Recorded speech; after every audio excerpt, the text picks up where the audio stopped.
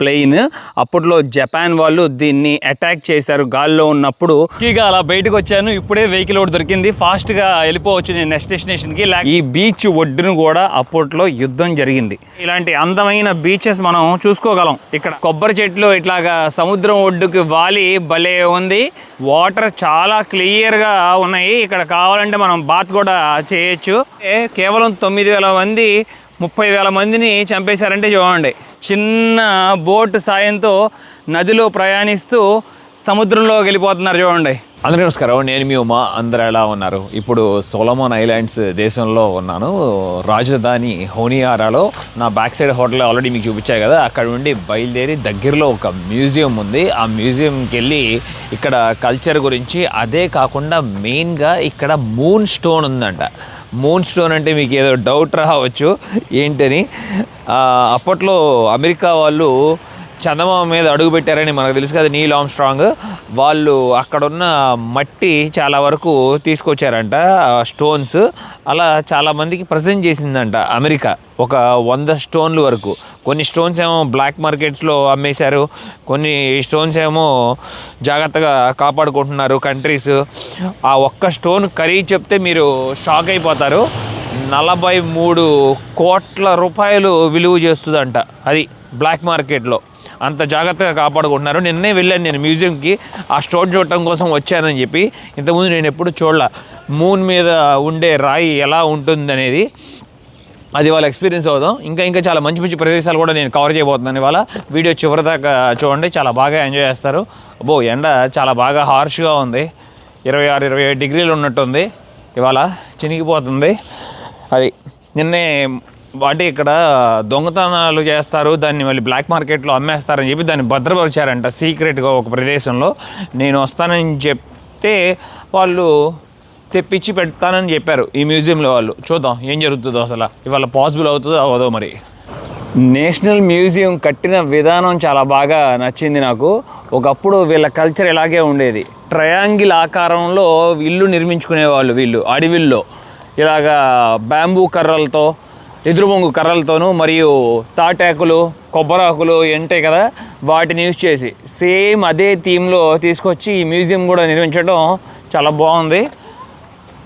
నేను ఇక్కడ తీసుకున్న లోకల్ సిమ్ కార్డులో లోకల్ కాలింగ్ బ్యాలెన్స్ లేదని చెప్పి ఇక్కడ షాప్కి వచ్చాను. మ్యూజియం ఇంకా తెరవలేదు. ఏంటో మరి 1 అవర్ డిలే అనుకుంటా. ఎవరు రారు ఇక్కడికి, టూరిస్టే ఉండరని చెప్పే కదా. సంవత్సరానికి 20,000 మంది ఉంటారనుకుంటా. ఆశ్చర్యపోతారు. 1 నిమిషానికి కాల్ ఎంతో చెప్తే మీరు లోకల్ టు లోకల్ 1 నిమిషం నేను కాల్ మాట్లాడాలంటే 10 రూపాయలంట. దారుణం కదా. ఒకప్పుడు పాత రోజులు గుర్తొస్తున్నాయి నాకు. ఒక 20 సంవత్సరాలు వెనక్కి వెళ్ళినట్టు. అప్పుడు కూడా మన ఫోన్లు అలాగే ఖరీదు ఉండే, గుర్తుంది కదా నీకు. నాకు 3 రూపాయలు అప్పుడు గుర్తుంది, 1 నిమిషానికి 3 రూపాయలు. మళ్ళీ మన రాజన్నయ్య వర్క్ చేస్తారు కదా ఇక్కడ హెరిటేజ్ పార్క్లో, ఆ హోటల్కే వచ్చాను. మంచిగా ఫుడ్ తినేసి ఇక్కడ నుండి ఎక్స్ప్లోర్ చేద్దాం. ఎందుకంటే చాలా టైం పడుతుంది ఇవాళ నాకు. మధ్యాహ్నం లంచ్ కూడా దొరకదు దారిలో ఎక్కడ. చాలా ఎక్స్పెన్సివ్. ఒక డేకే నాకు ఫుడ్కే 5,000 రూపీస్ అవుతున్నాయి. ఇంకా చాయిస్ లేదు మనకి. అకామిడేషన్కి ఓకే సేవ్ అయ్యాం, 1,000 రూపీస్తో అయిపోతుంది, సరిపోతుంది. హెరిటేజ్ పార్క్ హోటల్ లోపలికి వచ్చేసాను. అంతా ఇక మార్నింగ్ బ్రేక్ఫాస్ట్ తినడానికి వచ్చారు చూడొచ్చు గెస్ట్ అంతా. ఇక్కడ బఫే కూడా ఉంది, మనకు కావాలనుకుంటే బఫే తినొచ్చు. కేవలం మన దగ్గర 1,500 రూపాయలు ఛార్జ్ చేస్తారు. అంటే లోకల్ డబ్బుల్లో 150, అన్లిమిటెడ్ ఎంతైనా తినొచ్చు. బెస్ట్. నేను ఇప్పుడు అది తీసేసుకుని మంచిగా ఫుల్గా హెవీగా బ్రేక్ఫాస్ట్ తింటాను. మన బ్రేక్ఫాస్ట్ చూస్తే మీరు ఆశ్చర్యపోతున్నారేమో, కొంపదీసి దిష్టి పెడతారేమో. ఎవరో దిష్టి పెట్టద్దు ఓకేనా. మొత్తం లాగిస్తాను, కొంచెం కూడా వదిలిపెట్టకుండా ఫినిష్ చేస్తాను. సూపర్ ఉంది ఫీస్ట్ మట్టుకి. ఆ మెయిన్ ఆఫీసర్ వచ్చి లేరంట అక్కడ, అందుకని నాకు ఇప్పుడు కూడా పర్మిషన్ ఇవ్వలేదు అది చూడటానికి. బ్యాక్ ఎండ్ ఆఫీస్లో ఉందంట, దాన్ని బయటికి తీసుకురావాలంటే మెయిన్ ఆఫీసర్ ఉండాలి. అందుకని వేరే కవర్ చేసుకుని వస్తాను, ఈ లోపల ట్రై చేయండి అని చెప్పాను. సిటీ నుండి బయలుదేరి ఒక 30 కిలోమీటర్లు ప్రయాణిస్తున్నాను. అక్కడ ఒక వార్ మ్యూజియం ఉంది, అది చూస్తే మనం చాలా షాక్ అయిపోతాము. అప్పట్లో జపాన్కి సంబంధించినవన్నీ కూడా. ఇంకా కొన్ని ముఖ్యమైన ప్రదేశాలు ఉన్నాయి, అవి కవర్ చేసుకుని ఫాస్ట్గా వెనక్కి వచ్చేద్దాం. మొదట ఇప్పుడున్న ఈ వ్యాన్లో నేను వైట్ రివర్ వెళ్తున్నాను. ఆ వైట్ రివర్ దగ్గర నుండి మళ్ళీ ఇంకొక వ్యాన్ క్యాచ్ చేసి వెళ్ళాలి. రోడ్లు కొంచెం బాగాలేదు, ఇప్పుడే వేస్తున్నారు. వీళ్ళకి ఆస్ట్రేలియా ఎక్కువగా స్పాన్సర్ చేస్తుంది. గత 5 సంవత్సరాల నుండి ఇప్పటికి $5 బిలియన్ పైన ఖర్చు పెట్టింది, ఇంకా ఖర్చు పెడుతుంది కూడా. ఆస్ట్రేలియాకి మెయిన్గా ఈ పెసిఫిక్ కంట్రీస్లో చైనా ఇన్ఫ్లుయెన్స్ అస్సలు నచ్చట్లేదు. చాలా పెద్ద వారే జరుగుతుంది. వాళ్ళని రానియకుండా ప్రయత్నిస్తున్నారు న్యూజిలాండ్ వాళ్ళు, అలాగే ఆస్ట్రేలియా వాళ్ళు ఈ కంట్రీస్లోకి వచ్చారంటే మెల్లమెల్లగా ఈ దేశాలని ఆక్యుపై చేసేస్తారని చెప్పి. వైట్ రివర్ టౌన్ దగ్గర ఆపారు నన్ను. ఆ వ్యాన్ దిగేసి ఇప్పుడు మరొక వ్యాన్లో ఎక్కి కూర్చున్నాను. ఈ వ్యాన్ ఫుల్ అయ్యేదాకా వెళ్ళదంట. 25 కిలోమీటర్లు వెళ్ళటానికి నాకు 2 గంటల సమయం పట్టేటట్టుంది. మళ్ళీ స్పీడ్గా సిటీకి వచ్చేసేయాలి ఆ మూన్ స్టోన్ చూడటం కోసం. ఇప్పుడే అడవిలో డ్రాప్ చేసి వెళ్ళిపోయారు. ఇక్కడ నుండి మనం లోపలికి నడుచుకుంటూ వెళ్ళాలి ఒక 5 నిమిషాలు. అక్కడికి వెళ్ళిన తర్వాత మనం విల్లు మిలిటరీ మ్యూజియం మనం చూడబోతున్నాము. మెయిన్గా 1942లో జపాన్ వాళ్ళు ఆల్మోస్ట్ ఈ సోలమన్ ఐలాండ్ని ఆక్యుపై చేసుకున్నారు. ఇక్కడ ఎయిర్ ఫీల్డ్స్ నిర్మించాలనుకున్నారు వాళ్ళు.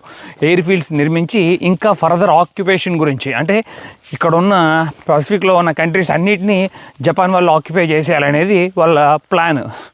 ఇక ఆ లోపల అప్పటికే పెరల్ హార్బర్ మీద అటాక్ చేస్తున్నారు, మీకు తెలుసు కదా, అమెరికా మీద వీళ్ళు జపాన్ వాళ్ళు. అప్పటిదాకా World War IIలో అమెరికా వాళ్ళు పాల్గొనలేదు.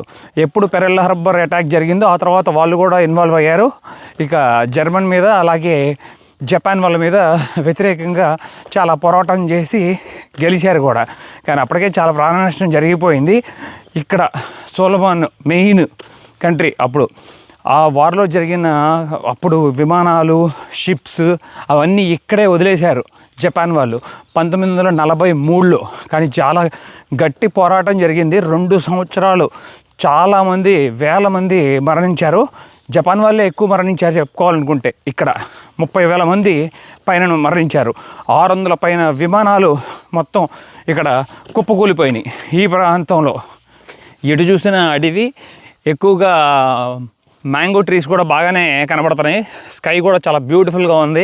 ఇలాంటి అందమైన ప్యారడైజ్ కంట్రీలో యుద్ధం జరిగింది భారీగా. మరొక ఆపోజిట్ సైడ్లో నేను ఒక 50 కిలోమీటర్లు ప్రయాణిస్తే అక్కడ ఎర్ర సముద్రం అని చెప్పి పిలుస్తారు, రెడ్ బీచ్ అని.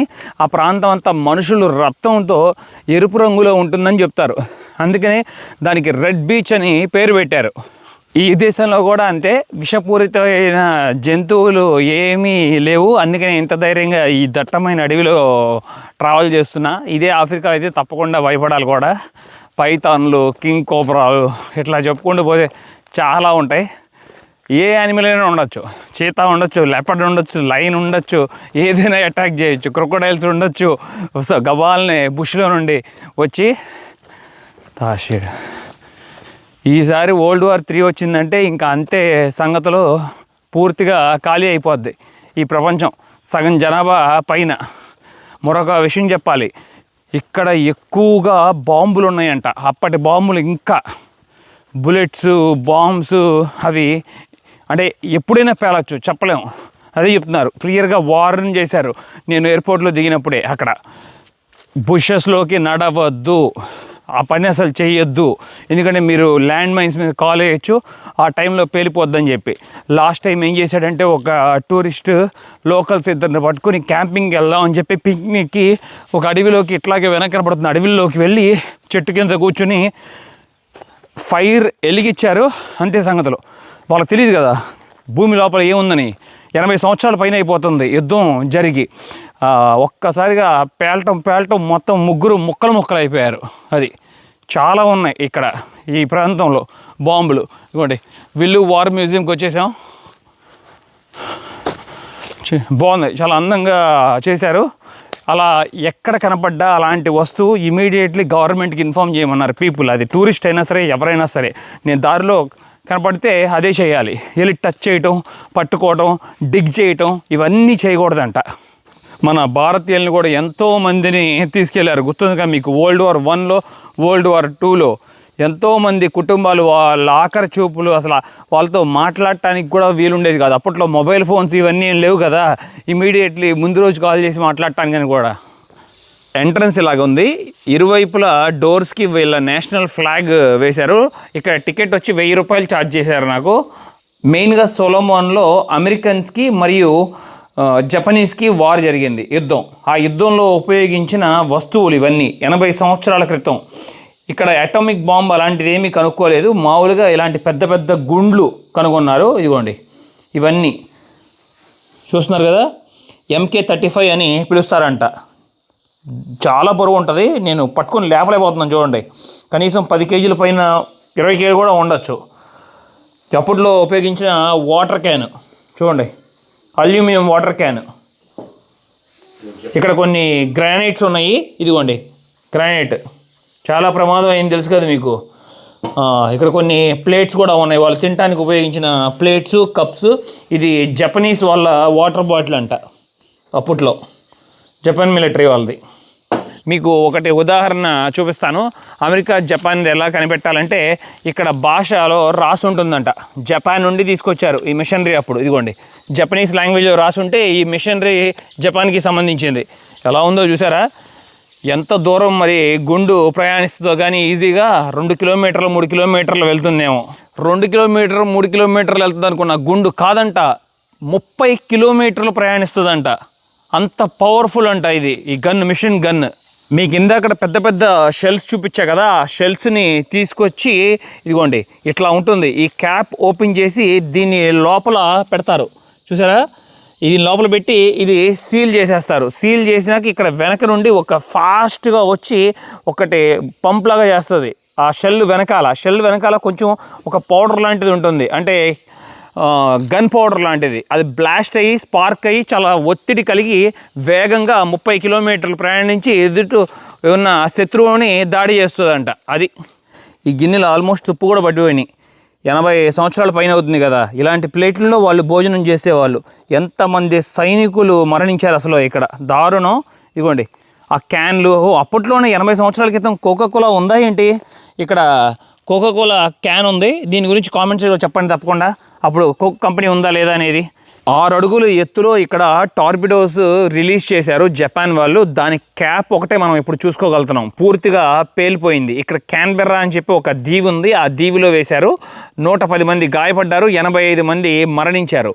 ఇక్కడ ప్లేన్స్కి ఎక్స్ట్రా ఆయిల్ కోసం, ఫ్యూయల్ కోసం డ్రాప్ ట్యాంక్స్ అని చెప్పి రెక్కలకి బిగించేవారంట.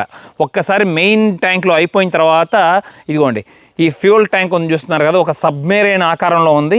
దీంట్లో ఉన్న ఆయిల్ అంతా, ఫ్యూయల్ అంతా మళ్ళీ మెయిన్ ఇంజిన్లోకి పంపించేసిన తర్వాత ఇది ఒక బరువుగా అనిపిస్తుంది కదా ప్లేన్. తర్వాత ఎంటీ ట్యాంక్, దీన్ని రిలీజ్ చేసేసేవారంట. అప్పుడు కింద భూమి మీద పడిపోయేది. దీన్ని డ్రాప్ ట్యాంక్స్ అని పిలుస్తారు. ఇప్పుడు రాజధానిలో మనం చూసుకుంటున్న ఎయిర్పోర్ట్ హొనియారా ఎయిర్పోర్ట్ అని పిలుచుకుంటున్నాం కదా, కానీ ఫస్ట్ దాన్ని నిర్మించింది జపాన్ వాళ్ళు. ఆక్యుపై చేసిన తర్వాత ఇక్కడ నుండి ఇంకా ఎక్స్పాన్షన్ చేసుకోవడం కోసం ఎయిర్ ఫీల్డ్ అనేది కావాలి కదా. ఆ తర్వాత అమెరికన్స్ వాళ్ళు ఆ ఎయిర్పోర్ట్ని ఆక్యుపై చేసి హ్యాండర్సన్ ఎయిర్పోర్ట్ అని పేరు పెట్టుకున్నారు. అక్కడ ఈ ప్లేన్స్, ఇది చూస్తున్నారా, ఇలాంటి ప్లేన్స్ చాలా తీసుకొచ్చి పెట్టారు, ఒక 39 వరకు. కానీ జపాన్ వాళ్ళు ఊరుకుంటారా? వాళ్ళని ఆక్యుపై చేస్తే వాళ్ళని తరిమి కొట్టారని చెప్పి వాళ్ళు సైలెంట్గా ఒక రోజున వచ్చి బాంబులు వేసి అక్కడున్న 39 ప్లేన్స్ని పేల్చిపడేశారు. వాటిల్లో ఇప్పుడు మనం చూసుకుంటున్నది ఈ 3 ప్లేన్స్. వీటిని ఒకటేమో అవెంజర్ అని పిలుస్తారు, మరొకటేమో డన్లెస్ డైవ్ బాంబర్ కాసెయిర్. ఇప్పుడు ఎదురుగా కనబడుతుంది మనకి డన్లెస్ డైవ్ బాంబర్ దీని పేరు. ఇలాంటి ప్లేన్స్లో 2 కూర్చుని ఉంటారు. ఒకళ్ళేమో ముందు పైలట్ నడుపుతూ ఉంటారు, ఇంకొకళ్ళేమో వెనక మిషన్ గన్ పట్టుకొని అటాక్ చేస్తూ ఉంటారు వేరే ప్లేన్స్ మీదకి. ఈ ప్లేన్లో మనకు రౌండ్ హోల్ లాగా కనబడుతుంది కదా, అక్కడ కెమెరా ఫిక్స్ చేసేవాళ్ళు. ఈ వార్కి సంబంధించిన ఫొటోస్, అట్లాగే కింద ల్యాండ్ ఫొటోస్ అన్నీ తీస్తూ ఉండేవాళ్ళు. ఒక పక్క ఈ హోల్లో నుండేమో గన్ బయటికి ఉండేది, వేరే ప్లేన్స్ని అటాక్ చేస్తూ ఉంటాడు ఇక్కడ ఉన్న లోపల సోల్జరు. ఇక్కడేమో కొన్ని టార్పిడోస్ ఉంటాయి, కింద రిలీజ్ చేస్తూ ఉంటారు. ఒక్కసారిగా రిలీజ్ చేస్తే వెళ్ళి కింద భూమి మీద పడి మొత్తం పేల్చిపడేస్తాయి. మనిషి చూడండి, అసలు కరెక్ట్గా 150 సంవత్సరాల క్రితం అసలు ఇలాంటి టెక్నాలజీ లేదు. యుద్ధంలో గెలవటం కోసం ఐడియాస్ క్రియేట్ చేసి రకరకాల మిషనరీలని కనిపెట్టారు ఈ ప్రపంచంలో, మనిషి చంపుకోవడానికి. ఇది అమెరికా ఫైటర్ ప్లేన్, కానీ దీన్ని రన్ చేసిందేమో అప్పట్లో న్యూజిలాండ్ వాళ్ళు. అలాగే ఇక్కడ మనకి 50 మిల్లీమీటర్ క్యాలిబర్ గన్స్ వచ్చి 2 రెక్కలకే ఉంటాయి, అటు ఇటు. ఇదిగోండి సెకండ్లో ఎన్నో, అసలు మేబీ నిమిషంలో 100 బుల్లెట్లు రిలీజ్ చేస్తూ ఉంటుంది అనుకుంటా. ఇట్లా వరుసగా ఉంటాయి చూడండి, మరి ఎన్ని హోల్స్ ఉంటాయో కానీ డెస్ట్రాయ్ అయిపోయింది. ఇరువైపులా ఉంటాయి. ఇది గన్. ఇదిగోండి ఇంకా క్లియర్గా అర్థం చేసడానికి వెనక్కి వచ్చాను, మీకు తెలుస్తుంది. బుల్లెట్స్ దీంట్లో లోడ్ అవుతూ ఉంటాయి ఒక సైడ్ నుండి. అది ఫట్ ఫట్ ఫట్ మనం పేల్చుకుంటూ వెళ్ళిపోతూ ఉంటుంది. మరికొన్ని ఫైటర్ ప్లేన్స్ రెక్కలు ఉన్నాయి ఇక్కడ గమనించుకుంటే మనకి. అప్పట్లో మెయిన్గా ఈ దీవిలో జరిగింది అమెరికన్స్కి జపనీస్కే మెయిన్ యుద్ధం అంట. కానీ లోకల్ సోలమన్స్ అనేవాళ్ళు చాలా తక్కువ మంది పార్టిసిపేట్ చేశారంట ఆ అలైస్తో, వీళ్ళతో, అమెరికన్స్తో. అందుకే చెప్తున్నారు ఇక్కడున్న సివిలియన్స్ మట్టికి అందరూ అడవిల్లోకి పారిపోయారంట, చెట్ల కింద అసలు అక్కడ తలదాచుకొని బతికారంట ఆ 2 సంవత్సరాల వరకు. వార్ ప్లేన్ని ఫుల్గా క్లియర్గా చూస్తున్నప్పుడు భలే అనిపిస్తుంది. ఫైటర్ ప్లేన్ ఇది ఒక అమెరికన్ ప్లేన్. అప్పట్లో జపాన్ వాళ్ళు దీన్ని అటాక్ చేశారు గాల్లో ఉన్నప్పుడు గన్స్తో. ఆ టైంలో ఏం జరిగిందంటే వెనక ఫ్యూల్ ట్యాంక్కి కన్నం పడి ఫ్యూల్ అంతా ఖాళీ అయిపోయింది. ఫ్యూల్ అంతా ఖాళీ అయిపోయిన తర్వాత మీకు ఆల్రెడీ తెలుసు ఇది పూర్తిగా అల్యూమినియం మెటల్తో తయారు చేస్తారు, చాలా లైట్ వెయిట్ ఉంటుంది. ఫ్యూల్ అంతా ఖాళీ అయిపోయిన తర్వాత దీంట్లో ఉండేదంతా బరువు అంతా మనం చూసుకుంటే ఇంజిన్, ఆ ఫ్యూయల్ అంతే. ఇదిగోండి గన్ బుల్లెట్స్ మనం చూడొచ్చు, జపాన్ వాళ్ళు కాల్చిన బుల్లెట్స్. ఇది ఒకటి, ఇట్లా ఇవన్నీ అవే చూస్తున్నారు కదా. ఇదిగోండి ఇక్కడ ఒకటి, ఇక్కడ ఒకటి. ఇదిగోండి తను ఏం చేశారంటే పైలట్ బాగా టాలెంటెడ్ అయి ఉంటాడు, జాగ్రత్తగా ఆ గాలిలోనే మెయింటైన్ చేసుకుంటూ వింగ్స్ సాయంతో మెల్లగా గ్రాస్ ల్యాండ్స్లోకి దింపేశాడు. అలా దింపడం వల్ల తనకి ఏమవలేదు, ప్లేన్కి ఏమవలేదు, పేలిపోలేదు. కింద రెక్క చూడొచ్చు, ఇదిగోండి భూమికి రాసుకుంటూ దిగింది. కింద ఆ చివరన కూడా రెక్క గమనించవచ్చు. ఇదిగోండి ముందు ఫ్యాన్. Pilot survive అయ్యాడంట. మనం ఇప్పుడు విమానాలకు ఉన్నవి ఆల్మోస్ట్ ఎక్కువగా రోల్స్ రాయిస్ ఇంజిన్స్ అని అనుకుంటున్నాను. ఇంకా వేరే ఇంజిన్స్ ఉన్నా కూడా మీరు కామెంట్ సెక్షన్లో పెట్టాలి, దాని గురించి నాలెడ్జ్ తెలిసిన వాళ్ళకి. అప్పట్లో 80 సంవత్సరాల క్రితం నిర్మించింది వీళ్ళంట ఇంజిన్స్. ప్రాట్ అండ్ విట్నీ అని చెప్పి రాసుంది దాని మీద, ఇంజిన్ మీద ఇరువైపులా రాసుంది పేరు. ఇక్కడ ఇంకా క్లియర్గా అర్థం కనబడుతుంది చూడండి. అప్పట్లో ఇక్కడ యుద్ధంలో పాల్గొన్న వాళ్ళందరూ కొన్ని మాన్యుమెంట్స్ నిర్మించారు ఇక్కడ. 5 దేశాలు పైకి చూపిస్తే మీకు అర్థమవుతుంది. మొదటి జపాన్, తర్వాత ఏమో అమెరికా, నెక్స్ట్ ఏమో ఆస్ట్రేలియా, తర్వాత ఇంగ్లాండ్, ఆ లాస్ట్లో ఏమో ఫిజీ. కింద చూసుకుంటున్నారు కదా, ఇప్పుడు పీస్, అందరూ పీస్ కోరుకుంటూ ఇట్లాగ వీటి మీద రాసి అవన్నీ గుర్తు చేసుకుంటూ చెప్తున్నారు. ఇక్కడ జపాన్ వాళ్ళు బుద్ధుడు, ఇదిగోండి పీస్కి సంబంధించింది కదా బుద్ధుడు అంటే మనకు గుర్తొచ్చేది. తన బొమ్మ చెక్కి అక్కడ రాయి మీద వాళ్ళ జపనీస్ లాంగ్వేజ్లో రాశారు. ఈరోజు ఇంత స్వేచ్ఛగా నేను ఈ ప్రపంచం అంతా తిరుగుతున్నానంటే అది మన పూర్వీకులు మనకిచ్చిన ఫ్రీడమ్. అది ఆ ఫ్రీడమ్ని మనం చాలా జాగ్రత్తగా ఉపయోగపరచుకోవాలి. కానీ సమాజం మళ్ళీ ఇప్పుడు కుతంత్రాలతో పెరిగిపోతుంది. మళ్ళీ ఎప్పుడో వస్తుంది ప్రళయం. వచ్చినప్పుడు చెడ్డ వాళ్ళందరూ ఎగిరిపోతారు, మంచి వాళ్ళు కూడా ఎగురుతారు దాంట్లో. కానీ చివరికి మంచి గెలుస్తుంది, వెయిట్ చేయాలంతే. అస్సలు భలే అనిపిస్తుంది. ఇది దగ్గరగా పట్టుకుంటే వాటికి చాలా బరువు ఉంది. మరి ఎంత ఉంటుందో కానీ 1 కిలో పైన ఉంటుందో కానీ. చూడండి దీంట్లో లోపల మందంతా పెట్టి సీల్ వేస్తారు. ఇది ఇట్లా తీగాలని ట్రిగ్గర్ ఓపెన్ అయ్యి ఇసిరేస్తారు ఇమీడియట్లీ. కొన్ని సందర్భాల్లో వాళ్ళ చేతుల్లోనే వెళ్ళిపోతాయి, అప్పుడు అందరూ చనిపోతారు కూడా. అలా జరిగిన రోజులు కూడా ఉన్నాయి. లక్కీగా అలా బయటకు వచ్చాను. ఇప్పుడే వెహికల్ ఒకటి దొరికింది, ఫాస్ట్గా వెళ్ళిపోవచ్చు నేను నెక్స్ట్ డెస్టినేషన్కి. లేకపోతే చాలా ఇబ్బంది అయిపోయేది ఇక్కడ ఇరుక్కుపోతే నాకు. వీళ్ళు లోపల అడవిలో నుండి అనుకుంటా. ఇదిగోండి చూడండి పైనాపిల్, అట్లాగే గుమ్మడికాయలు అడవిలో దొరికినవన్నీ తెచ్చుకున్నారు ఈ కారులో. ఎక్కడో పని చేసుకుంటానికి వెళ్ళినట్టున్నారు అడవి మధ్యలో. ఎక్కడ చూసినా కూడా టేకు చెట్లు బాగా కనబడుతూ ఉన్నాయి, చూడొచ్చు దారిలో మనకి. ఇవన్నీ టేకు చెట్లు. భలే మజా అనిపిస్తుంది ఇలాగ ఓపెన్ టాప్ వెహికల్లో వెనక్కి కూర్చొని ట్రావెల్ చేస్తున్నప్పుడు ఇలాంటి దీవుల్లో, ఇలాంటి అడవిల్లో. మరియు బాగుంది. కొన్ని రోడ్లు బాగున్నాయి కానీ కొన్ని సందర్భాల్లో రోడ్లు బాగా గతుకులు ఉండి కష్టంగా ఉంది ప్రయాణం. కానీ పర్లేదు, full enjoyment. Same last time నాకు వాల్కెనో దగ్గర ఎక్స్ప్లోర్ చేసింది గుర్తు వస్తుంది. మిమ్మల్ని మరొక ప్రత్యేకమైన అందమైన ప్రదేశానికి తీసుకొచ్చాను. అదే ఇది. వెల్కమ్ టు బోనేజీ అని రాసుకొని చూస్తున్నారు కదా. ఇది ఒక బ్యూటిఫుల్ బీచ్. ఈ బీచ్ ఒడ్డును కూడా అప్పట్లో యుద్ధం జరిగింది. జపనీస్కి, అమెరికన్స్కి. జపాన్ డెస్ట్రాయర్స్ అంటే పెద్ద పెద్ద షిప్స్ అన్నీ ఈ ఒడ్డుకు వచ్చి వాళ్ళ సైనికుల్ని దింపేవి. ఆ సమయంలో అమెరికన్స్ పోరాడారు కదా, ఆ టైంలో వాళ్ళ షిప్స్ అన్ని చాలా వరకు డెస్ట్రాయ్ చేస్తే ఇక్కడ చాలా వరకు మునిగిపోయినాయి. ఆ మునిగిపోయిన వాటిల్లో ఒక షిప్ మనకు కొంచెం బయటకు ఒడ్డున కనబడుతుంది, అది మనం చూడవచ్చు క్లియర్గా. సూపర్ ఉంది కదా అసలు. ఇలాంటి బీచ్లో మనం స్నానం చేయాలి, చాలా బాగా అనిపిస్తుంది. అవతల పక్క సముద్ర దీవులు కూడా చాలా క్లియర్గా కనబడుతున్నాయి.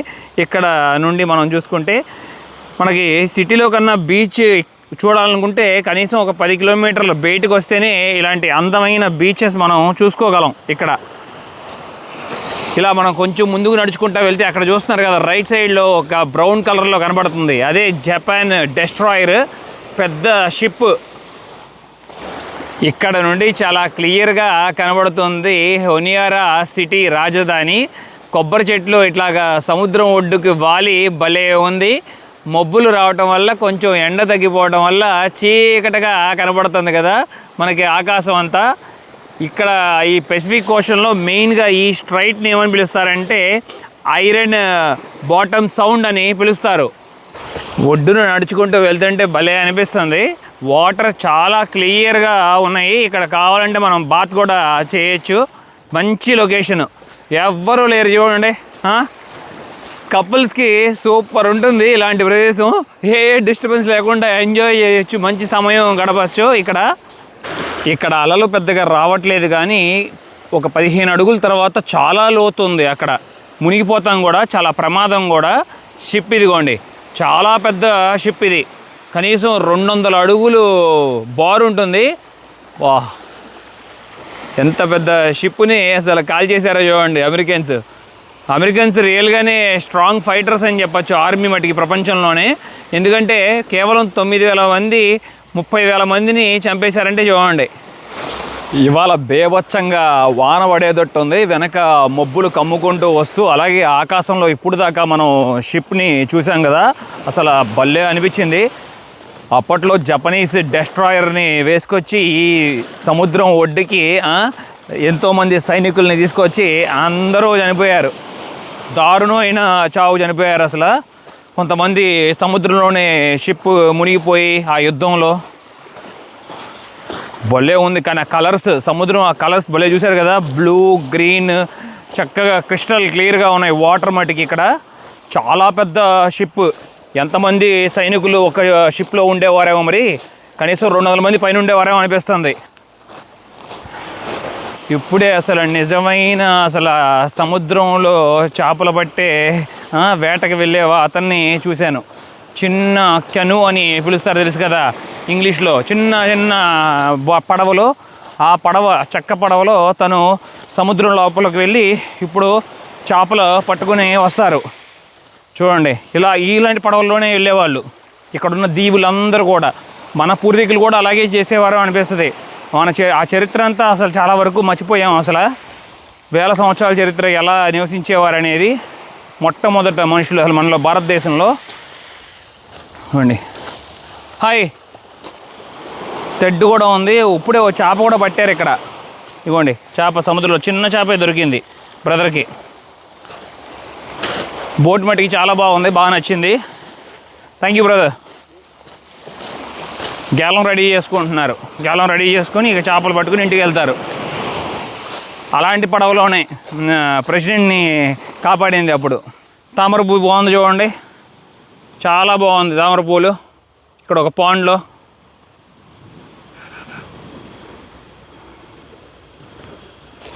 ఈ సముద్రం ఒడ్డున మెయిన్గా ఎక్కువగా కోరల్స్ ఉండటం వల్ల ఆ కోరల్స్ అలల్ని ఆపేస్తున్నాయి. అందుకని మనం పెద్ద పెద్ద అలలు చూసుకోపోవడానికి కారణం. ఇక్కడ స్విమ్ చేయడానికి కూడా బాగుంటుంది కొంచెం ఈత వచ్చి ఉంటే. ఇప్పుడే సముద్రంలో వేగంగా ఒక అతను బోట్ వేసుకుని వెళ్తున్నారు. కొంతమందికి దీవుల్లో ఉండే వాళ్ళకి బోట్లు ఉంటాయి, వాటిని బనానా బోట్ అని పిలుస్తారు. ఆ బోట్లో జనాల్ని వేరే దీవులకి తీసుకెళ్తూ అట్లాగా ట్రాన్స్పోర్ట్ కూడా బాగా ఉపయోగిస్తారు. మరొక ప్రపంచంలో అడుగు పెట్టినట్టు అనిపిస్తుంది. కరెక్ట్గా ఆ సమయానికే ఒక అతను ఫిషర్మ్యాన్ ఇట్లాగా రావటం కూడా సూపర్ ఉంది. చిన్న బోట్ సాయంతో నదిలో ప్రయాణిస్తూ సముద్రంలోకి వెళ్ళిపోతున్నారు చూడండి. వావ్, మన కోసమే వచ్చినట్టున్నారు. భలే ఫీలింగ్ కలుగుతుంది. ఇలా జీవించేవాళ్ళు ఒకప్పుడు మనుషులు ఇక్కడ. ఇవన్నీ మనం ఊహించుకోవడం, ఇవంతా నిజం. కాలం మారే కొద్దికి చాలా వృత్తులన్నీ వెనకబడిపోయినాయి అని చెప్పచ్చు. తన స్నేహితుడు మరొకరు వస్తున్నారంట, ఇద్దరు కలిసి వెళ్తారంట సముద్రానికి, అందుకే వెయిట్ చేస్తున్నారంట ఇక్కడ. ఇదే నదిలో వస్తారు ఇప్పుడు అతను కూడా. చాలా బాగుంది. వెనకంతా హిల్స్, వాతావరణం అంతా మారిపోయింది చూడండి. మబ్బులు, బేవచ్చంగా మబ్బులు, ఇక వాన కుమ్మేదట్లుంది. ఇక్కడ రివర్ వాటర్ కూడా చాలా క్లియర్గా ఉన్నాయి. చక్కగా నీడ కూడా కనబడుతుంది, చెట్లు నీడ కూడా ఆ నీటి మీద. మంచినీరు ఇది. మంచినీరు అంతా వెళ్ళి సముద్రంలో కలిసిపోతుంది. ఒక పక్కన ఈ పడవల్ని గమనిస్తూ ఉండగా ఆకాశంలో ఇప్పుడే విమానం వచ్చింది చూడండి. ఏ కంట్రీది ఇది? సోలమన్ ఎయిర్లైన్సే. అవును, సూపర్. అదిగోండి సోలమన్ ఎయిర్లైన్స్.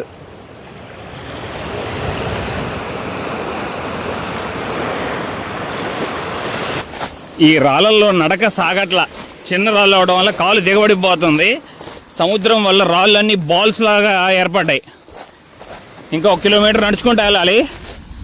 ఆ రివర్ చూపించడం కోసం అప్ అండ్ డౌన్ 3 కిలోమీటర్లు నడిచాను. ఇప్పుడు ఇది చాలా బిగ్ టాస్క్. అప్పుడంటే లక్కీగా మన కోసం వెహికల్ పంపించాడు దేవుడు. ఇప్పుడు పంపిస్తే బాగుంటుంది ఏదో ఒకటి. ఇదిగోండి, ఎవరు రాట్లా. వచ్చేదాకా వెయిట్ చేయాల్సిందే. అది ఎంతసేపు అయినా, అరగంట అయినా, గంట అయినా కూడా.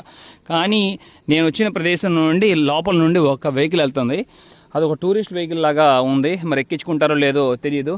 చెయ్యెత్తి హెల్ప్ అయితే అడుగుతాను. స్టాప్ చేయలేదు కొన్నిసార్లు, అంతే బ్యాడ్ లక్. 15 కిలోమీటర్లు వెళ్ళాలి. వెహికల్ రాలేదా సచ్చినట్టే. 15 కిలోమీటర్లు నడుచుకునే వెళ్ళాలి. అది ఎవరు ఎక్కువ ఉండదు ఇటేపు ట్రాన్స్పోర్ట్. అందరూ ఆల్మోస్ట్ పీపుల్ అంతా సిటీలోనే ఉంటారు. ఇప్పుడే నాకు ఒక ఫ్యామిలీ లిఫ్ట్ ఇచ్చారు. భలే, వీళ్ళు రైతులు అనుకుంటా. ఆకుకూర లాంటిది ఏదో కానీ అడవిలో కోసుకొని పట్టణంకి తీసుకుని వెళ్తున్నారు. అది అక్కడికి వెళ్ళి మార్కెట్లో తీసుకెళ్ళి సేల్ చేస్తారు. Hi, are you going to school? Which class? 6th class. What is your name? వితి. యువర్ నేమ్ వితి? Hi, what's your name? పీటా. పీటా, భలే ఉన్నాయి పేర్లు. Thank you for helping me. ఇదిగోండి, ఇదే ఆకుకూర. ఇక్కడ ఒక బుజ్జి బాబు ఉన్నాడు. ఇదిగోండి మమ్మ ఉంది. హాయ్ మమ్మ, హౌ ఆర్ యూ? గుడ్. ఇదిగోండి ఎంత చక్కగా నవ్వుతూ పలకరిస్తున్నారు. బాగుంది. ఇదే ఆకుకూర. ఈ ఆకుకూర నేను ఎప్పుడు మన ఇండియాలో చూడలా. తోటకూరలాగా లేదు అది. మీకు తెలిస్తే కామెంట్ సెక్షన్లో పెట్టండి. ఎప్పుడు ఎలాంటి మ్యాజిక్ జరుగుతుందో మనకి తెలియదు. ఆ బ్రదర్ చాలా ఆప్యాయంగా పలకరించారు ఆ ఫ్యామిలీ అంతా నన్ను. అదే అంటున్నారు, నేను మంగళవారం వస్తాను, నిన్ను తీసుకెళ్తాను, ఇక్కడ కొన్ని మంచి మంచి స్ప్రింగ్స్, మా పల్లెటూరు, మా విధానాలు అన్నీ తెలియజేస్తానని చెప్పి అలా హెల్ప్ చేస్తున్నారు. ట్యూస్డే వాళ్ళతో వెళ్ళి కవర్ చేయబోతున్నాను. రెడీగా ఉండండి ఫ్యూచర్ వచ్చే videos. Thank you brother, thank you for helping me. Bad luck, ఆ ఆఫీసర్ ఇంకా రాలేదంట. నన్ను ఇక 3-4 డేస్ తర్వాత రమ్మంటున్నారు. సరే ఇక అప్పుడు ప్లాన్ చేద్దాం. అప్పుడు దొరికితే చూపిస్తాను మీకు, నేను చూస్తాను. ఈ వీడియో ఇక్కడితో ఎండ్ చేస్తున్నా. నా ప్రయాణం మీకు నచ్చినట్లయితే లైక్, షేర్ అండ్ సబ్స్క్రైబ్ చేసుకోండి. నన్ను చాలా సపోర్ట్ చేసిన వారు అవుతారు. Thank you, love you all, bye bye.